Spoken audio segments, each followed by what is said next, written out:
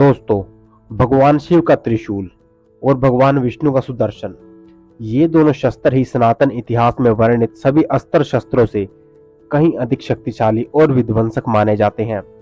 इनके द्वारा हमारे दोनों ही श्रेष्ठ देवों ने अपने न जाने कितने ही शत्रुओं का संहार किया है। पर इतिहास में एक ऐसा समय भी आया जब भगवान शिव ने सुदर्शन चक्र धारण कर लिया था तथा विष्णु जी को त्रिशूल धारण करना पड़ गया था। ऐसी क्या परिस्थिति बन गई थी कि इन दोनों को ऐसा करना पड़ा। इस रोचक कथा को जानने के लिए दोस्तों वीडियो में अंत तक जरूर बने रहें। तो दोस्तों हम आपको बता दें, भगवान शिव ने सुदर्शन और वासुदेव ने त्रिशूल को क्यों धारण किया। कुल सत्या जी ने जो है नारद जी से बोले, सुनिए, मैं इस पुरानी कथा को कहता हूँ। पहले समय में इस कथा को भगवान विष्णु जी ने भावी मनु से कहा था। जलोदर नाम का एक महान दैत्य पति था। उस शक्तिशाली दैत्य ने घोर तप कर परिश्रम से ब्रह्मा जी की आराधना की। संतुष्ट होकर ब्रह्मा जी ने उसे वर दिया कि युद्ध में उसे देवता दैत्य नहीं जीत सकेंगे। देवों के अपने श्रेष्ठ शस्त्रों से भी उसका वध नहीं कर सकेंगे। ब्रह्म ऋषि जनों के शापों का उसके ऊपर कोई प्रभाव नहीं पड़ेगा और जल व अग्नि का भी कोई प्रभाव नहीं होगा।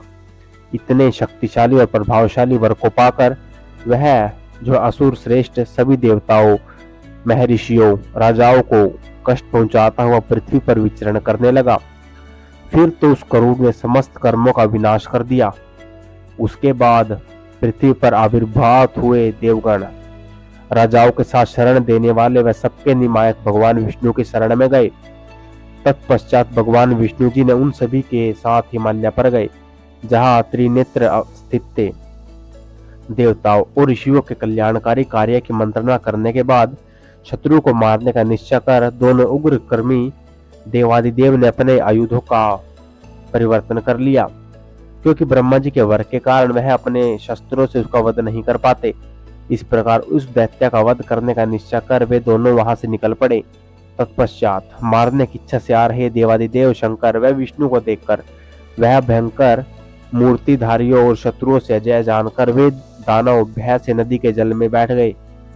उसका जल में जाने का एक और कारण भी था। उसे ब्रह्मा जी से आशीर्वाद मिला था कि वह जल के भीतर अनिश्चर होगा और वह यह भी भली बातें जानता था कि जब तक वह जल में है कोई उसका कुछ भी नहीं बिगाड़ पाएगा।